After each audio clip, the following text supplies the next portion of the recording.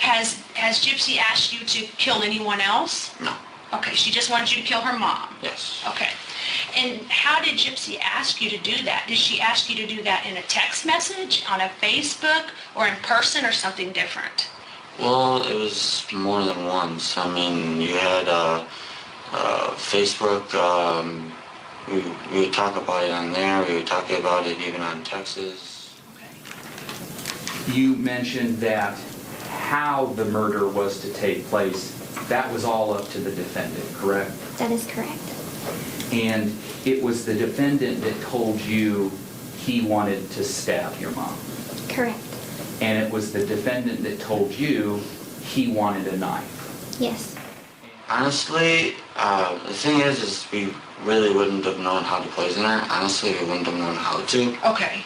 I mean, she looked up multiple times of how to do it because she wanted to find the quickest way to do it. Okay, so like she looked up on the internet, Yes. like how to kill her mom? Yes. Okay. And so she was looking for the easiest way to do it? Yes, this Okay. way she would be in less pain. She wanted Okay. her mom's death to be quick. Okay. Okay, so you wouldn't have known how to do the poisoning. And so, again, why did we choose the knife? Like, why The did reason you... why we chose the knife is because I guess she thought that it'd be quicker if she bled out quickly. Okay. Some say Gypsy Rose Blanchard's co-defendant, Nicholas Godejohn, has been keeping a few buried secrets about his one-time internet girlfriend. These explosive secrets, including what Gypsy told him about how she ended up in the wheelchair, will blow your mind. Additionally, evidence has come to light that Gypsy and Nick exchanged over 150 videos between them, and that those videos paint a clear picture that proves Gypsy Rose Blanchard wasn't the victim she claims to be. Some are quite explicit. Some are quite horrific. We will reveal all the disturbing details of those incriminating videos, which should have been played for the jury in Nicholas Godejohn's trial. Welcome back to Becca Scoops. My partner is a veteran detective, and I'm Becca, a former psych and ICU RN.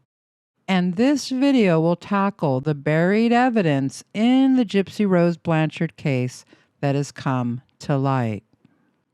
In 2015, Gypsy Rose Blanchard was 23 years old when she became notorious for plotting her own mother's demise.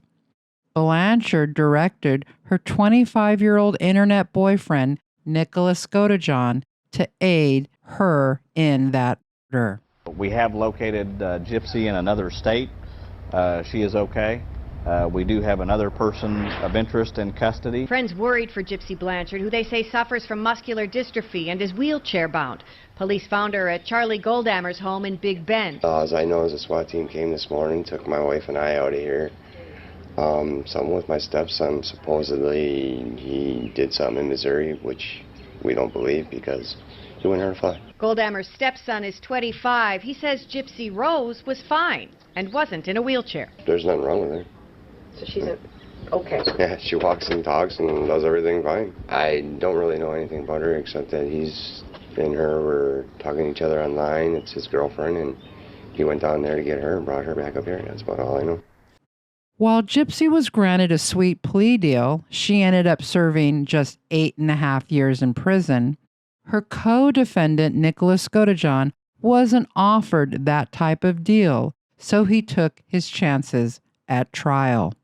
Ultimately, Nick was sentenced to life without the possibility of parole.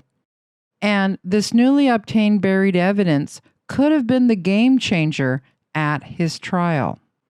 Besides the disturbing videos between Gypsy and Nick that we will delve into, other secrets involve Gypsy's first romantic interest, a man named Dan Glidewell, and her communications with him up until the time of her arrest. In newly obtained court documents, appellate attorneys for Mr. Godejohn reveal how badly Nick's trial was botched, including proof that Gypsy committed perjury on the stand. According to court documents, Gypsy sent Nicholas close to 100 videos over their 2.5-year relationship. Gypsy testified under oath that Nick scripted these videos, that she then acted out. Gypsy testified that she was in essence being dominated by him. This testimony was very damaging to Nick's defense. You also were asked a little bit about the videos that you and the defendant sent back and forth. Do you remember that? Yes, sir. And on a lot of those videos that you would send, the defendant would actually send you a script beforehand, correct? Yes, sir. And that script would instruct you on what to do in the videos. Yes, sir.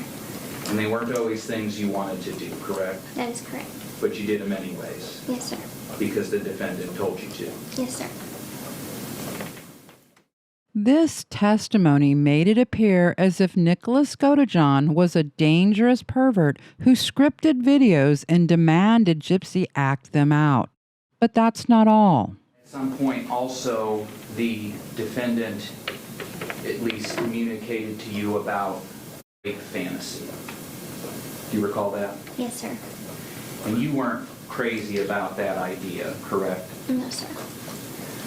But I believe as you described it before, you kind of just let him talk about it, correct? Yes, sir. To indulge him. Yes, sir. This testimony made it seem like it was Nick who was wholly into fantasies forcing a woman against her will, and he was the one dominating Gypsy Rose Blanchard. However, according to newly obtained court documents, along with the detective's notes who watched the videos, it's alleged that Gypsy was not telling the truth on the stand, especially when she claims Nick scripted the videos and she just acted them out. It's important to note that none of these videos were used in Nick's defense during his trial. The court document reads, quote, "Contrary to the testimony and argument at trial, only a very small portion of the videos appear to be scripted by Nicholas." The official document goes on. The grand majority of videos were of Gypsy's own creation. Some of the sexually explicit videos are formatted to look like a real movie with credits at the end. There are many in which she pleasures herself using objects, including an electric toothbrush, where she appears not to be engaging in activities simply to indulge Nicholas. There are also videos in which she is a dominant character who talks about ways she will take Nicholas by force. During a 13-minute video admitted into evidence as Exhibit 26C, entitled Demona to Sir Black, Gypsy is role-playing in her Demona persona. She explains that she is a slut with an evil streak. She can torture. She can do anything except a few things. She can't physically harm Gypsy's mother or Nick, because those two people are off limits. Gypsy informing Nick she can't harm her mom is quite telling. Dr. Theodore Wasserman, who was the autism expert that examined Mr. Godejohn at length, says this is one example of Gypsy grooming Nick to do the crime.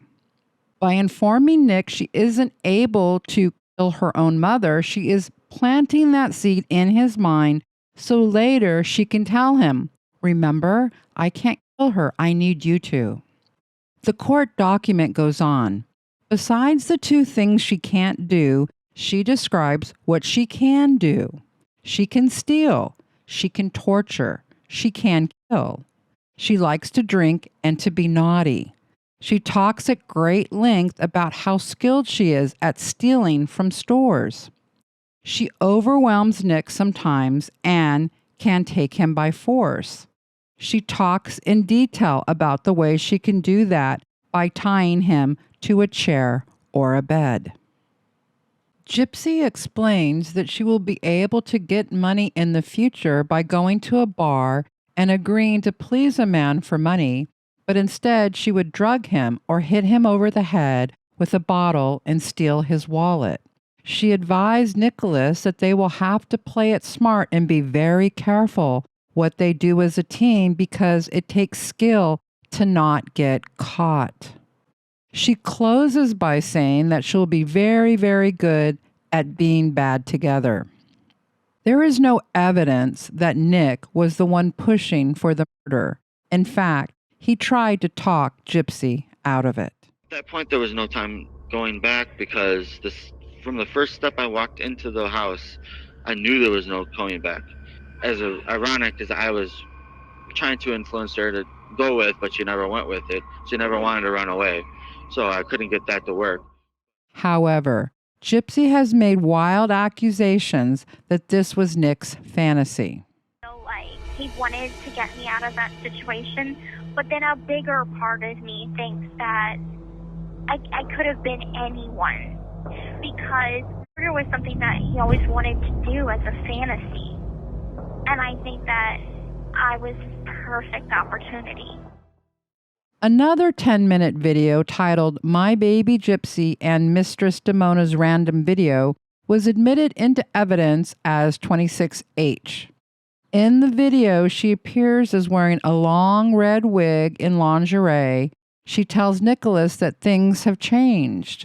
Quote, she is his dominant and he is her slave.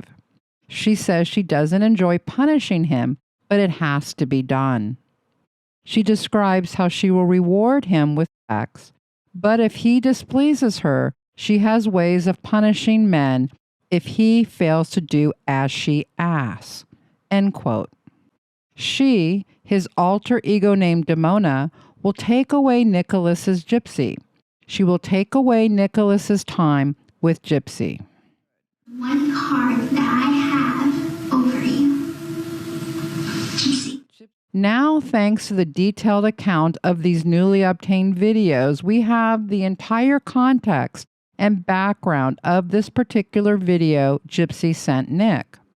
Quote, she threatens to punish Nicholas by refusing to allow Gypsy to talk to him for a week. She will command him to perform sexual acts on her, and he'll have to do it or she will be displeased. She praises him for being a good slave so far and continues to encourage him to do a good job. In another video titled Come with Damona that runs 11 minutes 58 seconds and was admitted into evidence as 26A, here there is no indication of any script, which is important to note. Gypsy, who is wearing a long blonde wig and using an object to please herself, is very animated as she screams loudly vulgar and explicit language. According to the court documents, there are many other examples of non-scripted videos in which Gypsy displays this explicit behavior. Another compilation admitted into evidence as 26E, entitled A Special Video for Our King Nick, runs just over 19 minutes. In this video, Gypsy tells Nicholas that she dreams about him, and although other men hit on her, she only wants him. She explains that he is perfect to her, and when Nicholas looks at her, it is like he sees every thought in her head and sees her emotions. They are soulmates and perfect for each other. It should be noted Gypsy pleasures herself in both videos using an electric toothbrush. That fact will become important later on. In an 8-minute video titled My Mistress Damona's Video to Me, Damona addresses Nicholas as her slave and informs him there are new rules and that her punishment of him will be extreme. She will take him by force with a phallic-type device. She'll be meaner and meaner until he submits to her. Because Mr. Godejohn's trial attorneys failed to investigate and present this evidence, the jury never heard or saw this information, which would have countered the state's theory about the crime and Mr. Godejohn's role in it. In 2011, when Gypsy was 19 years old, she had a romantic relationship with a man named Dan Glidewell. This was a full year before she met Nicholas Godejohn. However, here's Gypsy testifying that she had no prior boyfriends. Gypsy, how many boyfriends did you have prior to Nick? None. However, in her memoir, My Time to Stand, Gypsy admits Dan Glidewell was her boyfriend. Mama was in the kitchen, and I was in the ensuite bathroom, pacing around the tiled floor while talking to Dan, like any typical teenage girl swooning over a boyfriend. Then there's Mr. Glidewell's sworn testimony. Dan Glidewell testified at a pretrial hearing that he is from Springfield and lived there continuously from 2010 or 2011. He testified he met Gypsy at a VisiCon in Springfield in the late winter or spring of 2011. They communicated over Skype, Facebook, and VoIP. She told him that her mother made her use the wheelchair, which made her weak, but she is not really sick. The relationship evolved into a sexual one. They engaged in sexting and exchanged explicit pictures and videos. In one video to Mr. Glidewell, Gypsy pleasures herself using an electric toothbrush. Glidewell had no way of knowing what was in the videos between Gypsy and Nick, so Dan's testimony about Gypsy's penchant for using an electric toothbrush is quite telling. It proves Gypsy was no novice when it came to producing explicit type videos, including using phallic objects long before she met Nick Godejohn. According to court documents, Gypsy videoed herself with electric toothbrushes in numerous videos to Nick too, except Gypsy claims using the toothbrush was something Nick made her do, that he scripted that for her to do. As elaborate as the details of his fantasy realms, Nick would send me scripts to act out, direct my dialogue and costuming, and demand unusual sexual behaviors with phallic objects, while contorting my body so my parts were exposed like parts under the hood of a rusty old car. So, according to official court transcripts, Dan Glidewell, who was Gypsy's first boyfriend before Nicholas Godejohn, testified about Gypsy's use of phallic objects like electric toothbrushes and explicit videos to him long before she ever met Mr. Godejohn. This wasn't something Nick scripted. Gypsy had a penchant for using these objects before she ever met Nick. Mr. Glidewell also testified that Gypsy, quote, knew what she was doing, end quote, and did not need any direction or script. He testified that they engaged in role play, dressed up in costume, and used fictitious names. Glidewell testified that she chose a submissive role. This is important too. Glidewell testified Gypsy chose to be the submissive, and her use of phallic objects in videos was something she did with Mr. Glidewell.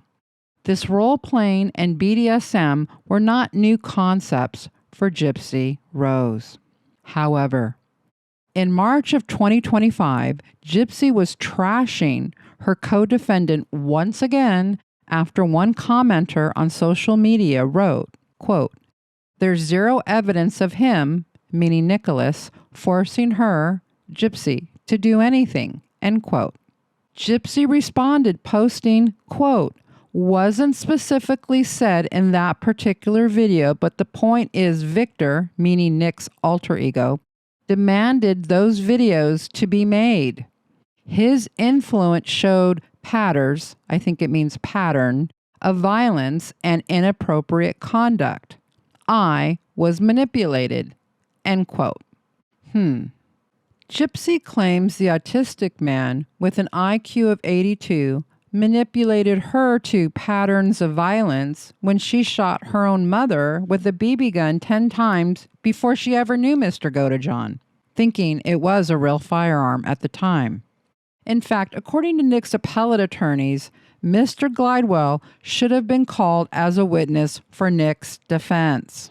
According to the court documents, had Mr. Glidewell been called as a witness for Nick, he would testify that Gypsy knew what she was doing sexually. In contemplating having sexual intercourse together, Gypsy told him that she did not need her wheelchair and could move around like any normal girl. Let's recall how many boyfriends Gypsy testified under oath she had prior to Nicholas. Gypsy, how many boyfriends did you have prior to Nick? None. It's just baffling why Nicholas's attorneys failed to impeach Gypsy on the stand. They had overwhelming evidence from Dan Glidewell that Gypsy had a prior boyfriend who she engaged in very specific behaviors. The jury should have been presented this evidence. In addition to evidence to the contrary available through witness Dan Glidewell, Gypsy wrote on August 10, 2014, through her Demona Love Slave account as follows, quote, "Yes, my master, it was 2010 and 2011. I had just surfaced inside Gypsy when I started playing games with guys. I used Gypsy's fingers to make the text and take the pics. The men asked me to send them nudes, so I took my top off, took the pic, and sent it. I had fun teasing them, saying I'd have sex with them, but I never went through with my words, only the text and pics. I sent them to 4 guys, but Gypsy's mom found out and threatened the men that if they ever came close to me again, she'd put them in jail because Gypsy was underage and they were like 35 to 50. I was stupid, master. I was testing my limits of my sexually and I was getting male attention like I wanted. I told you I was untamed before I met you. You tamed me and I've been loyal to you ever since. Heart emoji." So according to Gypsy here, she was texting with 4 different men. Additionally, according to court documents, Mr. Glidewell would testify that Gypsy's mom called him and told him to stay away from Gypsy, claiming she was underage, but Gypsy claimed she was 18 and had identification to prove her age. At one point, he stopped communicating with her because of the age question. Gypsy continued to contact him, though, pleaded with him to stay in contact with her, and continued to insist she was of age. Glidewell would testify that they stayed in contact online until 2014, when he had a serious girlfriend. Even after telling her he was no longer interested, Gypsy continued for a long time to send highly provocative messages and images to try and get him to respond. Gypsy learned that he and his girlfriend broke up and mentioned that she had a boyfriend, Nicholas Godejohn. Mr. Glidewell felt that Gypsy would try to manipulate him to come to her rescue by using Nicholas to make him jealous. So this confirms Gypsy's use of jealousy to manipulate certain men. Mr. Glidewell would testify that Gypsy messaged him in June of 2015, close in time to the murder, asking to meet for coffee and to say goodbye. Here is what Gypsy texted to Nick about that meeting. These texts to Nick suggest Gypsy's attempt to provoke him to jealousy. Gypsy writes, "Honey, I was wondering, say I wanted to have sex with a guy before leaving town. Could I?" Gypsy adds, "It's just a curious question, LOL." She goes on, "Okay, so I know you're territorial, but I'm being tempted sexually." Mr. Glidewell admitted he did not know if she wanted to have sex or just say goodbye, but he thought better of it and did not go to meet her. He would testify that he learned later that Gypsy's mother was dead when she asked to meet with him, that she planned this erotic encounter for just 24 hours after her mother's demise. Other buried secrets from these records have to do with Gypsy's ever-changing narrative about all aspects of her life. In a video dated May 26, 2014, Gypsy shows Nicholas how she can stand and walk. She explains that when she was 6 years old, she went to the hospital and that during surgery, the doctor said she had a seizure and was paralyzed. They didn't know if it was only temporary. She started getting feeling and tingling in her legs later on. She was young and kept it to herself. She kept it from her mom because she was afraid that her mom would stop loving her. So she kept it to herself until 2011 when she rebelled and ran away from home. Gypsy said explaining to their friends that she could walk would be too hard. She said she would like for people to know the truth, but she would lose a lot of friends. This is an extraordinary admission. Here, Gypsy is claiming her mom didn't know she could walk.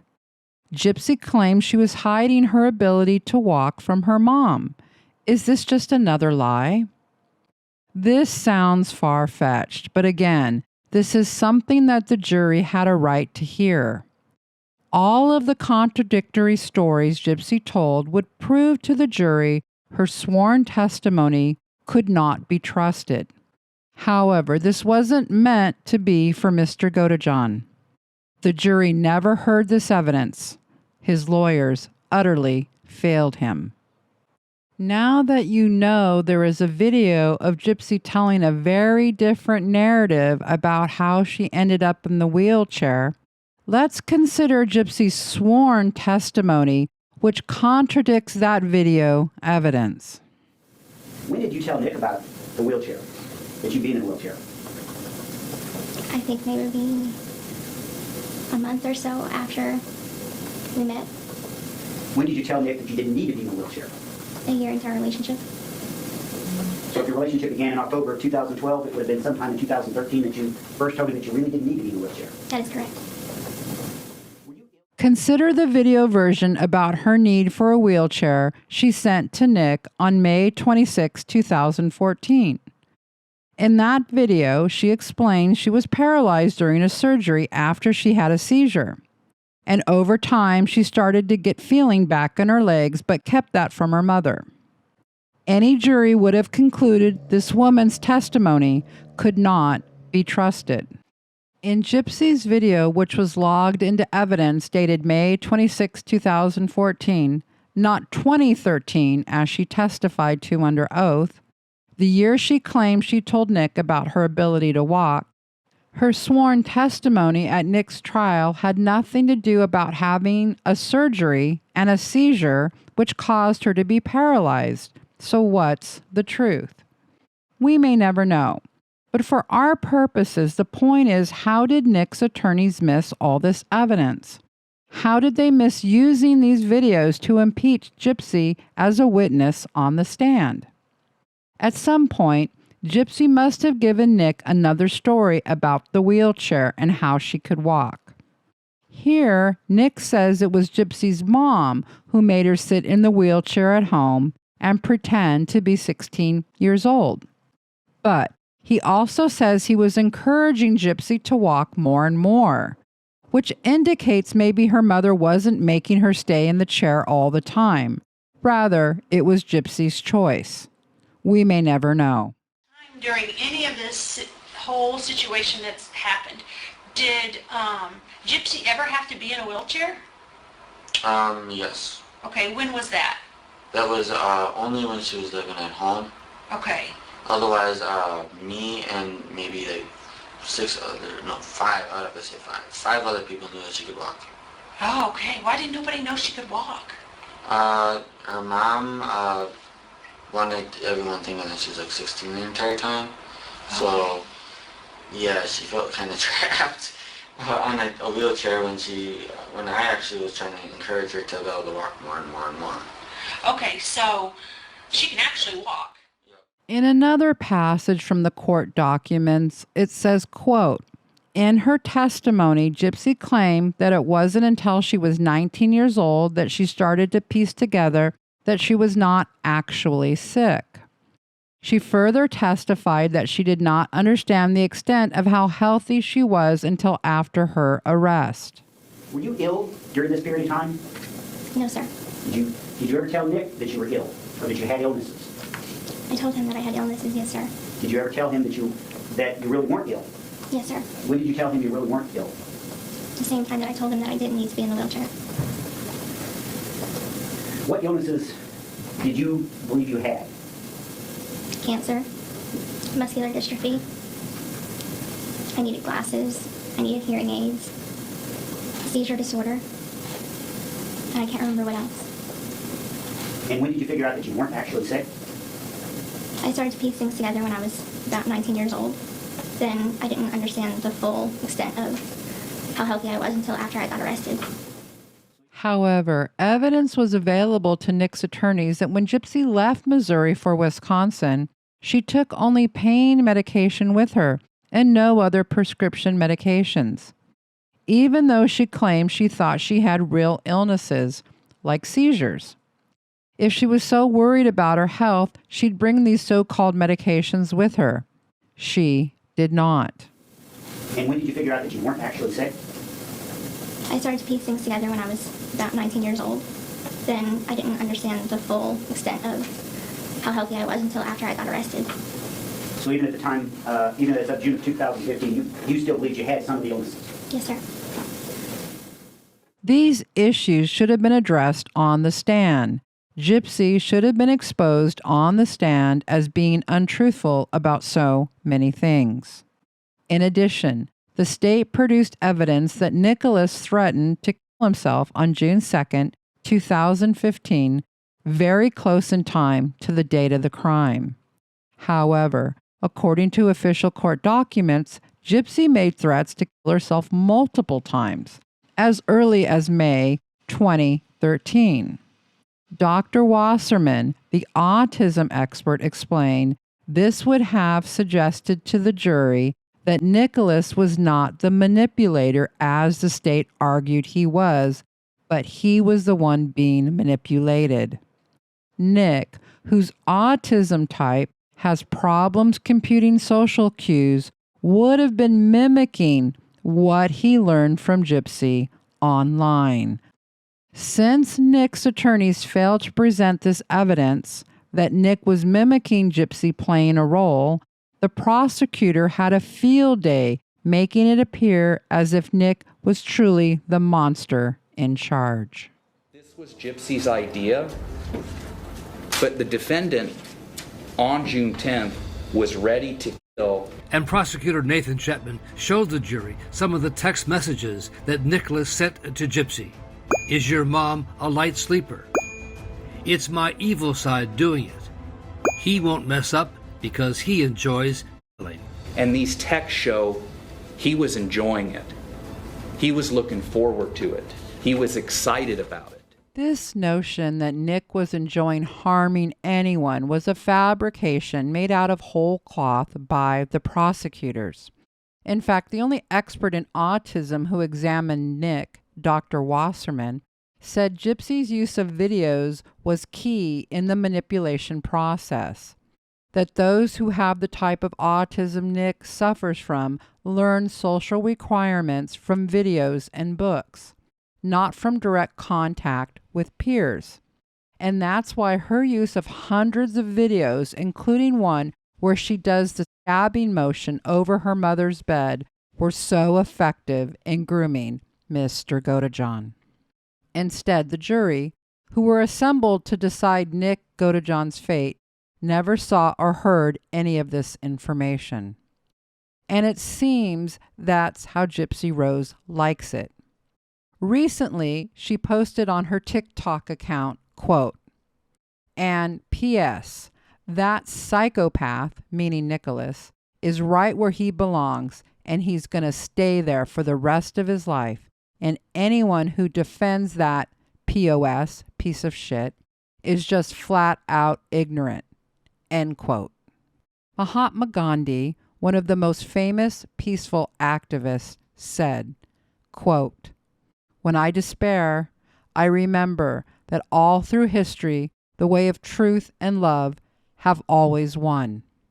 There have been tyrants and murderers, and for a time they can seem invincible, but in the end, they always fall.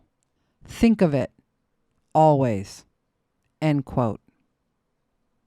Thanks for watching, Becca Scoops. If you got this far, please like and share. And please leave a comment. We love the comments. Thanks again.